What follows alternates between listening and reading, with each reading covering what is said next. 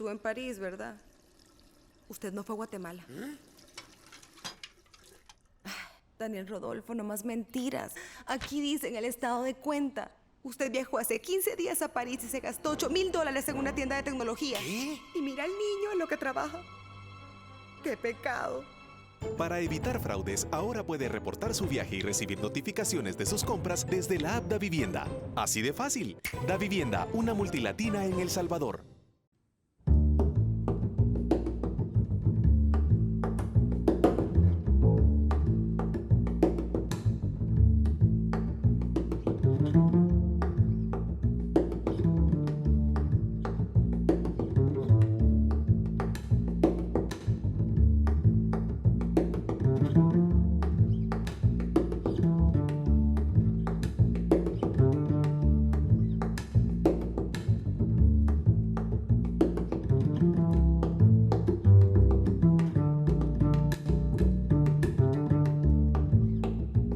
Muy buenas noches, amigos televidentes, bienvenidos a un nuevo episodio de Focos y de su segmento Zoom, Realidad y Novela, para el ganador del Premio Cervantes de Literatura 2017. Abogado y hombre de letras, comprometido con la transformación de Nicaragua y Centroamérica, encabezó el grupo de los 12 contra la dinastía, contra la dictadura somocista. Miembro de la Junta Revolucionaria de Gobierno primero y vicepresidente de Nicaragua después del 79 a 1990, fue fundador del movimiento renovador sandinista, dejando la actividad política en 1996 para dedicarse a dar rienda suelta a la imaginación, a la disciplina y a la orfebrería literaria, con 20 exitosas novelas y cuentos. En la década del 80 era más conocido como político y dirigente de la Revolución Sandinista, ahora como célebre novelista, ganador de grandes premios literarios, el último, el Premio Cervantes de Literatura, que recibirá del Rey de España el próximo 23 de abril. Se ha destacado en el acta del jurado que aúna la narración, la poesía y el rigor del observador y el actor. También añaden que refleja la viveza de la vida cotidiana, convirtiendo la realidad en una obra de arte, todo ello con excepcional altura literaria y en pluralidad de géneros, como el cuento, la novela y el columnismo periodístico. Sergio Ramírez, para mí es un honor tenerte en Focos esta noche. Bueno, muchas gracias, Alberto. Yo encantado de estar aquí contigo en el programa y con los televidentes. Muy bienvenido. Muy bien. Has tenido una vida plena desde que eras estudiante de Derecho en León, Nicaragua, a finales de la década de los 50 y principios de la década de los 60 del siglo pasado.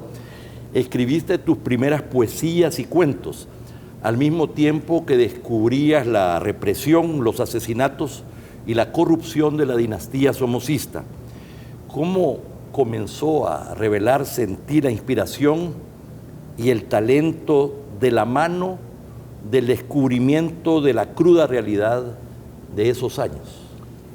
Pues la verdad es que ambas vocaciones, diríamos, se presentaron juntas en esta etapa de mi vida y yo no había manera que yo las pudiera ver de manera separada.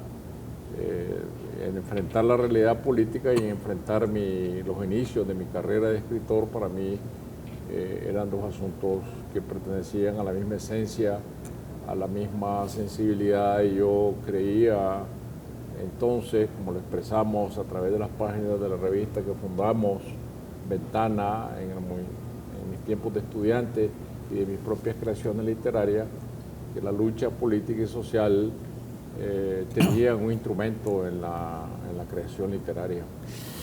Pero desde el inicio de la década del 70 comenzaste ya a escribir novelas, tu primera novela en el 90, bueno, yo comencé, en el 1970. Comencé como cuentista, pensé que solo iba a ser cuentista, luego apareció en mi camino la novela y efectivamente yo publiqué mi primer libro de cuentos en 1963, siendo todavía estudiante, Sí. y en 1970 en la Universidad de Guatemala, la editorial universitaria publicó mi primera novela, que fue Tiempo de Fulgor, que era mi primer ejercicio, si quieres, aún vacilante en este género que es el más complejo de todos los géneros literarios. Pero también escribiste poemas. Sí, en Nicaragua no hay quien no empiece escribiendo poemas, ¿no? Está en la propia naturaleza de los nicaragüenses escribir poemas, pero yo descubrí pronto que mi camino no era la poesía, sino que yo lo que sentía era la necesidad de contar historias, y entonces me dediqué a ser un contador de historias. A finales de los 70 fuiste secretario general del Consejo Superior Universitario, lo que te vinculó más a Centroamérica, y recorriste Centroamérica. ¿Cómo fue? ¿Cómo recuerdas esa experiencia?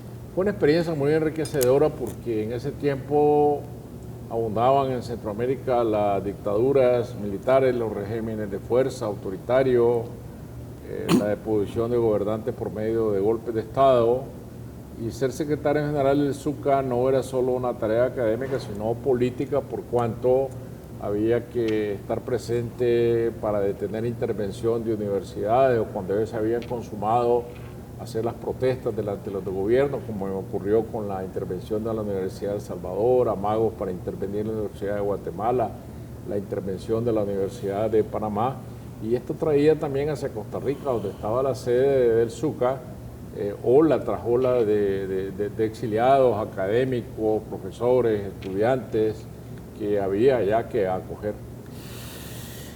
Bueno, luego vino tu compromiso, tu relación más estrecha con el Frente Sandinista de Liberación.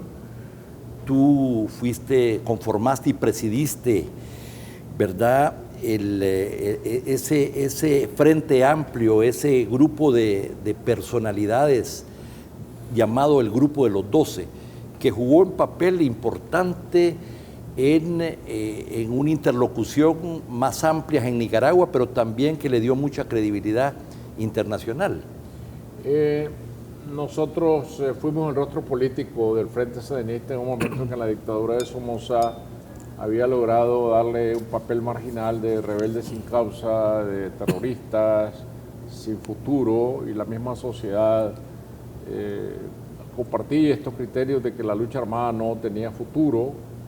Entonces nosotros, al formar este grupo en el que había sacerdotes, intelectuales, empresarios, escritores como yo, académicos, le dimos esta cara política al Frente Sandinista, ayudamos a fortalecer su credibilidad como un interlocutor válido, y demostramos que sin la lucha armada la dictadura nunca iba a ser sustituida, y que por eso la lucha del Frente Sandinista era legítima. Luego vino ya el triunfo de la revolución y tu integración como miembro de la Junta de Gobierno, y ya en el 84, junto con Daniel Ortega, ganaron la presidencia y la vicepresidencia de la República. Pero hay algo que le ha llamado siempre la atención a miles de personas, y es precisamente cómo lograste, en medio de tus enormes responsabilidades y preocupaciones de ese proceso revolucionario, escribir 2 novelas. Bueno, yo creo que no hay oficio que sea incompatible con la literatura. Lo importante es acomodarse a las circunstancias, que por muy difíciles y críticas que sean, si uno siente la necesidad de escribir y tiene la escritura como necesidad, siempre buscará los espacios para poder escribir. Y yo lo que hacía era levantarme a escribir en las horas de la madrugada, y así pude escribir sobre todo mi novela Castigo Divino, que era larga, era compleja, pero la saqué adelante buscando las horas para escribirla. ¿Eso significaba que dormías menos? De todas maneras yo dormía menos, porque yo salía de mi casa a las 9 de la mañana, nunca mi mujer sabía si yo iba a regresar o no a comer, y regresaba, volvía por fin a las 11 de la noche, porque las agendas durante una revolución son muy sorpresivas. No hay agenda, más bien todo viene trayéndolo el día, la crisis, el momento que se estaba viviendo, Y por lo tanto, bueno, yo era joven y por lo tanto aguantaba más la fatiga, ¿no? Bueno, yo viví en Nicaragua en los 80s y pude pues darle seguimiento de cerca al rol del gobierno y al proceso. Muchas personas en el mundo que te admiran y reconocen tu compromiso y tu talante democrático se preguntan, como yo, por qué fue hasta el 1994, que entiendo fue finalmente la ruptura al interior del Frente Sandinista después de perder las elecciones en 1990 con Violeta Barrios de Chamorro. No fue hasta entonces que surgió esa ruptura. Entonces la pregunta como obligada es si esas diferencias entre básicamente dos proyectos distintos, uno de una concepción, llamémosle, más socialdemocrática y otro de una concepción más autoritaria, no sé si llamarle leninista a estas alturas, pero muchos nos preguntamos cómo fue que estuvieron los dos proyectos, convivieron durante, imagínate, más de casi 2 décadas y ciertamente durante 11 años ya en el gobierno de manera ininterrumpida. Es posible que el bloqueo norteamericano, la lucha contra la contra, impedía en esos momentos una discusión más abierta del proyecto. Pero me interesa saber cómo tú interpretas por qué fue hasta entonces que se expresaron de manera más claramente esas diferencias. Bueno, no hay que olvidar que el Frente Sandinista es una alianza muy diversa de fuerzas. Estaban los marxistas tradicionales, como tú dices, los marxistas leninistas, estaban los marxistas gramscianos, había socialdemócratas, había laicos comprometidos con la teología de la liberación. Estaban todos los que querían salir de la dictadura somocista y después un proyecto de sociedad diferente, cuando en eso vino la guerra, el enfrentamiento con Reagan. Y en ese momento no había alternativas más que la lucha porque la revolución sobreviviera frente al embate de la agresión externa o la ruptura, que significaba pasarse a la fila de la contra. No había más, no había terceras alternativas. Entonces yo nunca se me pasó por la cabeza que yo iría a dar a la fila de la contra de ninguna manera. Yo era un revolucionario de fondo, quería el cambio, y por mucho que existieran diferencias de concepción del proceso, esas diferencias no vendrían a aflorar sino cuando ya habíamos perdido el poder y cuando ya era posible hablar de proyectos alternativos al que habíamos tenido en los años 80 y que había fracasado. Sí, Sergio, pero ya habían expresiones de autoritarismo, se registraron algunas violaciones de derechos humanos, había gente que tenía una concepción un poco diferente en términos de la política exterior y el alineamiento, dijéramos, más cercano a Cuba y otros países. Habían algunos elementos que llevaban a una discusión interna o eso se obviaba dadas las condiciones de la guerra, de la agresión externa, etcétera. Había discusiones acerca del camino, el mismo camino de la paz, cómo conseguirla fue objeto de grandes discusiones, pero no hay que olvidar que son las realidades las que decidieron por nosotros.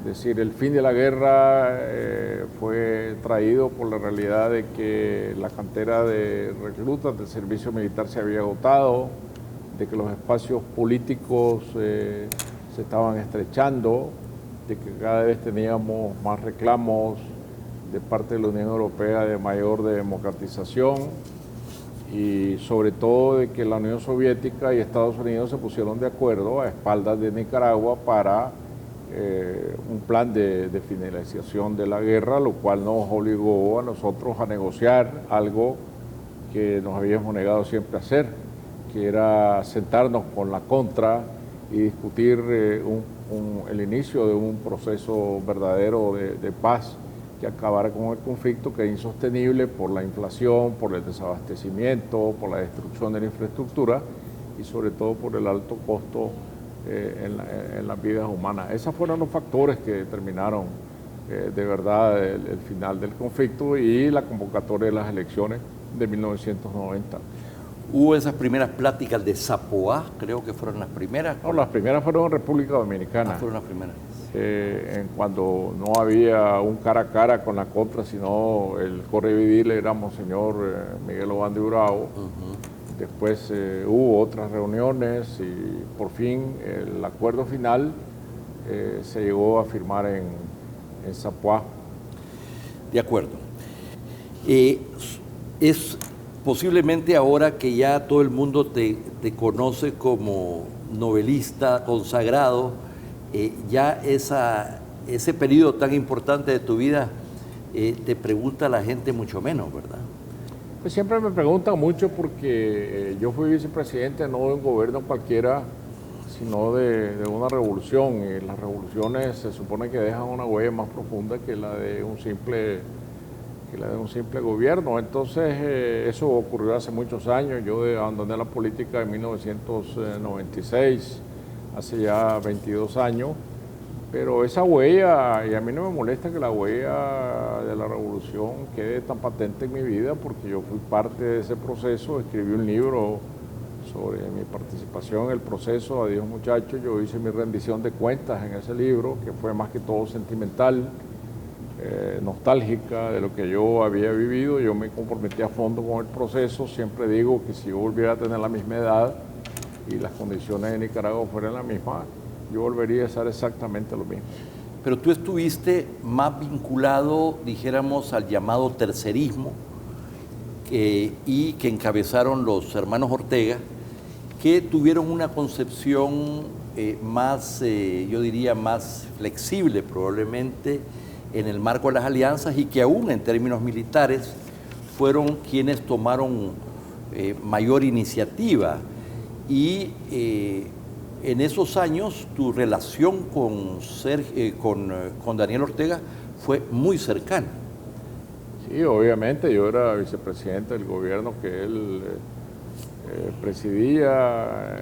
Yo formaba parte de la tendencia tercerista, donde estaba él, donde estaba Humberto Ortega, Víctor Tirado, Germán Pomares, Eduardo Contreras, que fue el verdadero fundador de la tendencia tercerista, en el sentido de que él proponía abrir al Frente Sandinista alianza con otras fuerzas políticas de cualquier signo que fueran, siempre que quisieran el derrocamiento de la dictadura y no continuar en una actitud pasiva en lo profundo de la montaña, sino salir a buscar a la Guardia Nacional donde estuviera, sus propios cuarteles, y demostrar que el ejército de Somoza era vulnerable. Esto es lo que le dio el triunfo a la revolución verdaderamente. Así es, tanto a nivel de las alianzas internas como a nivel internacional, donde jugaron un papel muy importante.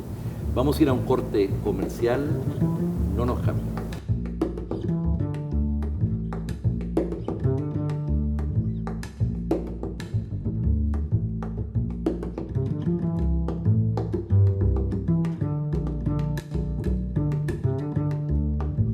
¿Cuánto dinero necesitas?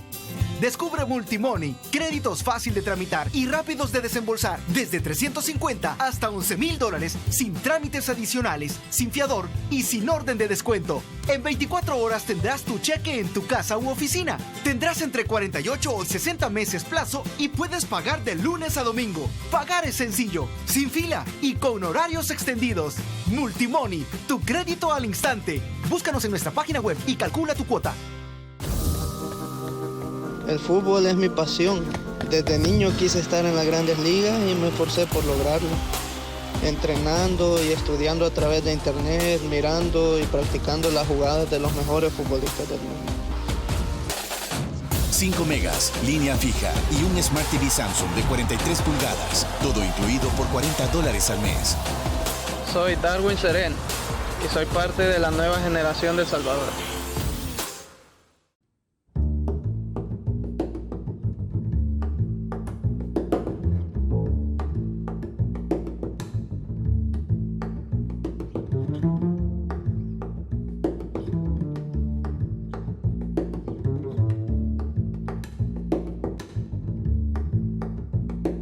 Estamos conversando con Sergio Ramírez Mercado, el ganador del Premio Cervantes 2017 de Literatura. Antes de ir al corte, precisamente hablábamos sobre por qué las expresiones o las diferencias dentro del Frente Sandinista, Sergio, no se expresaron sino después de concluida pues la guerra, después de perder el poder.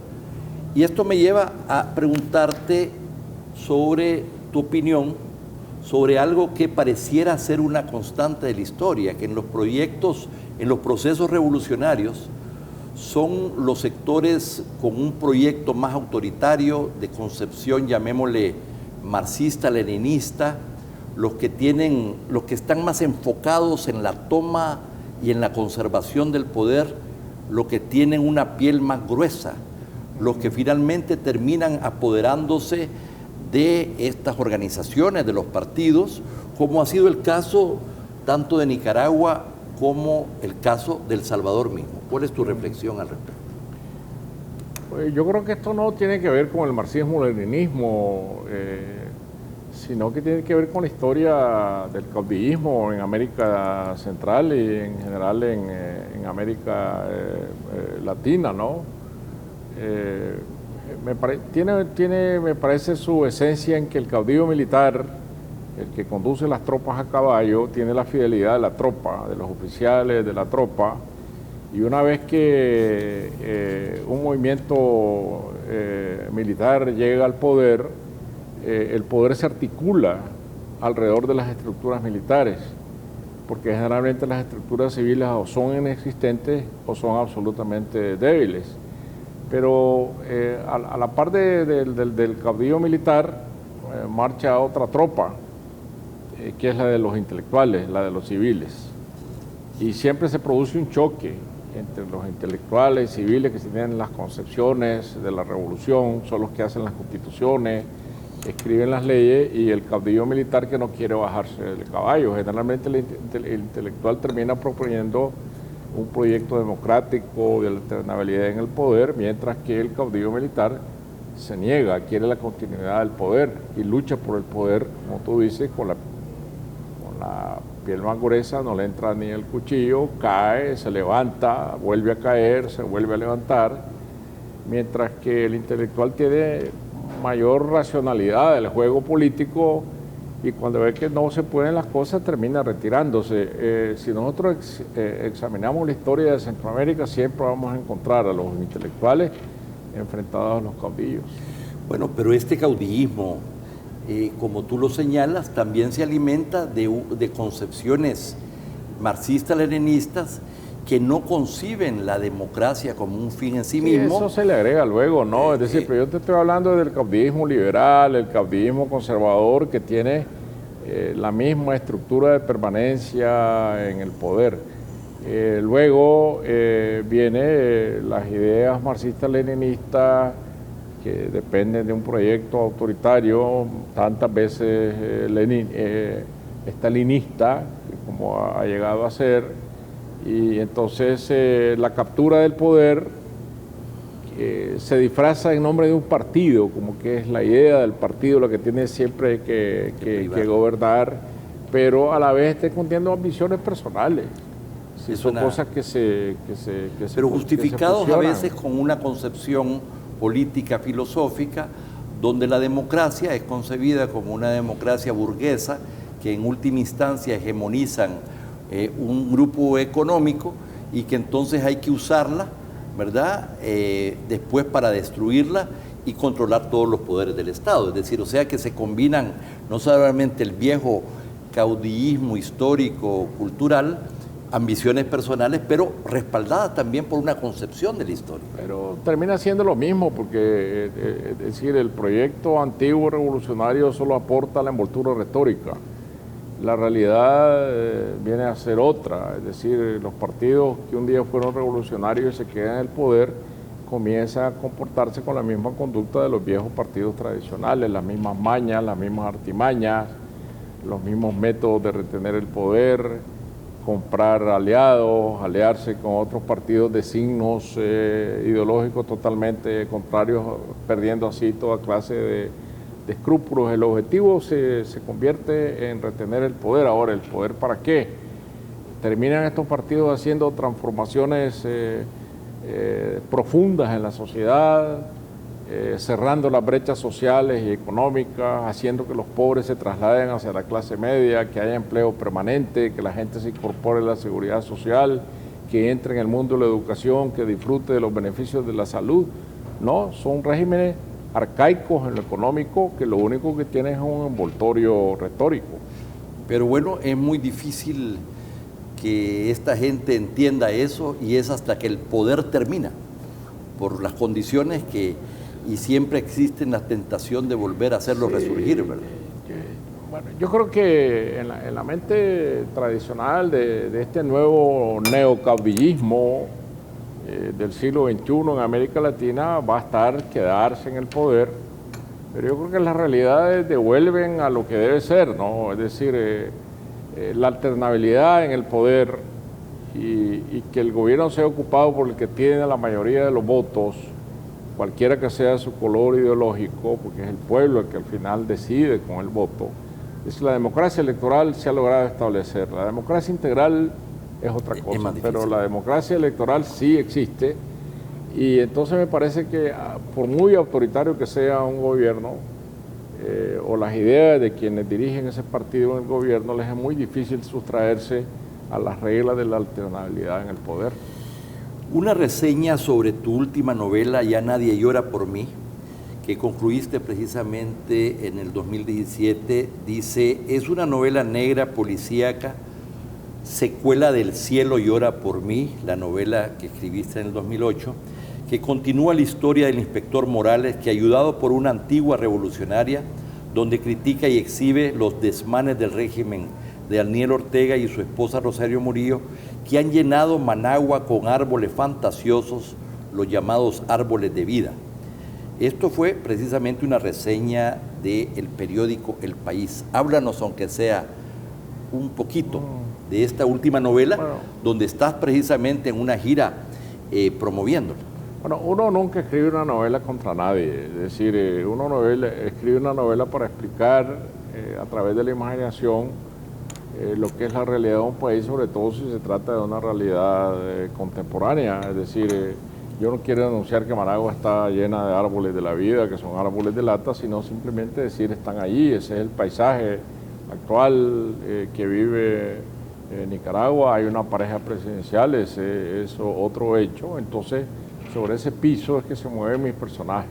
Es decir, yo no cambio el escenario real está allí, y yo lo que hago es que mis personajes circulen a través de los decorados, digamos, de ese escenario, de las realidades de ese escenario. Y es una novela que refleja la realidad no solo de Nicaragua, sino de muchísimos países de Centroamérica, de América Latina, en donde la oscuridad del poder se combina con la corrupción y con el poder económico, sobre todo con el poder económico de los nuevos ricos, estos ricos que aparecen de la noche a la mañana, con yates, con helicópteros, con aviones, con grandes mansiones, con cuentas cifradas en el extranjero, que podemos decir nadie sabe de dónde salieron, pero bien sabemos de dónde salieron de la corrupción, ¿no? Tu observación y conocimiento de la historia del poder político que tuviste oportunidad de ejercer y de observar, pero no solamente en Nicaragua, sino que en muchos países han influido en tu imaginación y en la elaboración misma de tu novela. La verdad es que en la novela hay muy pocos temas, y han sido los temas de siempre: el amor, la locura, la muerte, el poder. Y si uno conoce el poder desde dentro, pues lo usará como instrumento de la novela o del trabajo de ficción con mayor propiedad que de cualquiera que nunca haya estado adentro. De manera que yo me siento armado con el conocimiento suficiente para hablar de los mecanismos internos del poder, que al fin y al cabo vienen siendo los mismos bajo cualquier ideología. El poder tiene sus propias reglas, se alimenta de la misma manera, y se alimenta de envidia, se alimenta de luchas internas de poder, de serruchar el piso a alguien, de obstruir el camino a otro, de imponer ambiciones personales. Esa es la naturaleza del poder. Y ya cuando tú eras miembro de la Junta primero y eras vicepresidente después, ¿tú sentiste de que esta vivencia que estabas teniendo, este proceso de aprendizaje acelerado, te daba muchos elementos y muchas herramientas para escribir tus novelas y luego para ser un novelista a tiempo completo? Es que lo percibías. Sería muy fácil decir ahora, sí, yo estaba aprendiendo lo que eran los mecanismos del poder para usarlos en una novela. Yo no digo eso. No, yo creo que esos son conocimientos que uno adquiere y que después se encuentra que los tiene en la cabeza y dice, bueno, esto me va a ser útil. Por toda la experiencia acumulada, ¿no? Es decir, yo estuve metido en esta experiencia de la lucha clandestina para votar a Somoza, hice vida clandestina en Managua, fui un conspirador. Yo creo que un novelista es en cierto sentido un conspirador también, ¿no? Conocí el poder por dentro, lo ejercí, conocí la distancia burocrática que se establece entre el que manda y la realidad, conocí la vida protocolaria, lo que eso significa como parte de la experiencia. En fin, yo armé una imagen del poder que mantengo en mi cabeza y que es un depósito donde yo estoy sacando cuando necesito. Pero eso le da a tus novelas una particularidad que muchos otros novelistas no tienen, ¿verdad? Bien, no podemos concluir esta entrevista sin hablar de una mujer salvadoreña, nicaragüense o nicaragüense salvadoreña, nació en Estelí, se crió en El Salvador, pero vivió los últimos 30 o 35 años de su vida en Nicaragua. La poeta Claribel Alegría, una amiga común que te tenía un gran cariño y con quien desarrollaste una relación personal muy estrecha. Entiendo, Sergio, que Claribel jugó un papel muy importante en traer, dijéramos, a novelistas, a intelectuales, a acercarlos a la revolución. Pero me gustaría que nos hablaras un poco de Claribel. Bueno, Claribel era una persona maravillosa, éramos vecinos, nos visitábamos muy continuamente. Yo establecí mi relación con Claribel de manera epistolar, nos escribíamos cuando yo vivía en Costa Rica y ella vivía en Deyá, largas cartas, y nos encontramos, sí, en los años anteriores a la revolución, nos conocimos en París. Recuerdo allá en el Boulevard de Capuchín, y fue la primera vez que nos veíamos. Después yo la visitaba en Deyá, donde ella vivía y de donde ella se trasladó a Managua para al momento del triunfo de la revolución. Era muy amiga de Cortázar, de Fuentes, de Vargas Llosa, que veraneaban allí en este pueblecito de Deyá, precisamente, que es el escenario en Palma de Mallorca de una de sus libros en prosa, un relato muy lindo que se llama Pueblo de Dios y Mandinga. Pero yo la había conocido sobre todo, más que como poeta, yo la conocí primero por ser la coautora con su marido Bob Flagnon de la novela Las cenizas del Izalco. Me parece que es una obra trascendental en la literatura centroamericana, de manera que Claribel decía que ella tenía una patria, tenía una matria. Ella era salvadoreña y era nicaragüense al mismo tiempo, tenía estas dos sangres, la salvadoreña por su madre, la nicaragüense por su padre, y su afecto por Santana, por El Salvador como país, siempre estuvo muy dentro de su corazón. Te preguntaba sobre su rol en atraer muchas de las figuras literarias. Sí, era, como te decía, era muy amiga de Eduardo Galeano, de Mario Benedetti, Y ellos vinieron a Nicaragua por instancias de Claribel, a ver cómo era la revolución, que entonces era una novedad para muchos intelectuales en el mundo, que venían de todas partes. Al igual que muchos, tuvo por supuesto, una decepción por la deriva autoritaria, pero conservó una amistad muy grande con mucha gente de talante sandinista, democrático, Yoconda Belli, contigo, con Carlos Fernando Chamorro, con el poeta Cardenal. Sí, claro, ella fue alma gemela de Ernesto Cardenal, que tiene más o menos la misma edad que Claribel tendría ahora, los dos grandes poetas, grandes escritores, cada uno en su propia dimensión. Yo creo que lo importante ahora es valorar la obra de Claribel Alegría. Es muy importante que existe en El Salvador la Fundación Claribel Alegría. Será muy importante que sus obras sean reeditadas, su novela Las cenizas del Izalco, sus otros libros, sus poesías, y que tanto los jóvenes en El Salvador como en Nicaragua conozcan lo que ella verdaderamente fue y lo que aportó en novedad, en creatividad y en frescura a la literatura centroamericana. Y qué coincidencia es que el premio Reina Sofía, que le otorgaron y que fue a recibirlo precisamente, y el premio Cervantes de Literatura se los dieron a ambos el mismo año, y entiendo que tuvieron la oportunidad de celebrarlo los dos. Sí, celebramos los dos premios. Sí, cuando ella regresó de Madrid de recibir el premio Reina Sofía, lo celebramos porque ella estaba en Madrid cuando a mí me otorgaron el premio Cervantes, por supuesto, para gran alegría de Claribel, que lo celebró como propio, así como yo celebré como propio que le hubieran dado a ella el premio Reina Sofía, que también lo recibió años antes Ernesto Cardenal. De acuerdo. La vamos a extrañar. Sergio, muchísimas gracias por a habernos ti, Alberto, acompañado. muchas gracias. Este día me ha dado mucho gusto tenerte en Focus. Muchas gracias. Gracias. Y a ustedes, amigos televidentes, muchas gracias por la audiencia. No nos cambie, sigue Prisma.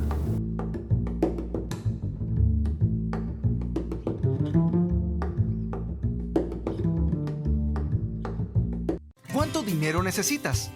Descubre Multimoney, créditos fácil de tramitar y rápidos de desembolsar, desde $350 hasta $11,000, sin trámites adicionales, sin fiador y sin orden de descuento. En 24 horas tendrás tu cheque en tu casa u oficina. Tendrás entre 48 o 60 meses plazo y puedes pagar de lunes a domingo. Pagar es sencillo, sin fila y con horarios extendidos.